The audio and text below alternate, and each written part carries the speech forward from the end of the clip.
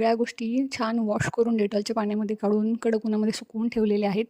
ध्रुवच्या वेळेस या सगळ्या गोष्टींची तयारी आईनेच केली होती. मला ह्यातलं काहीच बघावं लागलं नव्हतं. पण आता आई सोबत नाही आणि पहिल्या बेबी नंतरचा थोडासा एक्सपिरियन्स पण असतो आपला. त्यामुळे ह्या सगळ्या गोष्टींची तयारी माझी मी केलेली आहे. बऱ्याचशाच गोष्टी आईने पाठवून दिलेल्या आहेत.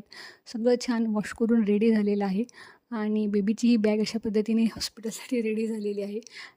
ह्यात अजून काही कमी जास्त असेल तर मला तुम्ही कमेंट सेक्शनमध्ये नक्की सांगा. पण माझ्या पद्धतीने तर मी सगळ्या गोष्टी आठवण करून व्यवस्थित भरलेल्या आहेत. माझी आई तरी अशीच म्हणते, की बाळाच्या बऱ्याच गोष्टी अशा आधी घेऊ नयेत. सो मी एकदम थोड्या-थोड्या आहेत त्या घेतलेल्या आहेत. मोस्टली ध्रुवच्याच सगळ्या ठेवलेल्या आहेत, जपून ठेवलेल्या आहेत. सेपरेट वेगळी अशी काही खरेदी केलेली नाही. बाळ झाल्यानंतर परत आपण एक 3 ते 4 दिवसामध्ये या सगळ्या गोष्टी खरेदी करू शकतो. पण पहिल्या 5 दिवसामध्ये गरजेला लागतील एवढ्या सगळ्या गोष्टी मी या बॅगमध्ये भरलेल्या आहेत. अशा पद्धतीने ही माझी हॉस्पिटलची bag for a baby ready झालेली आहे.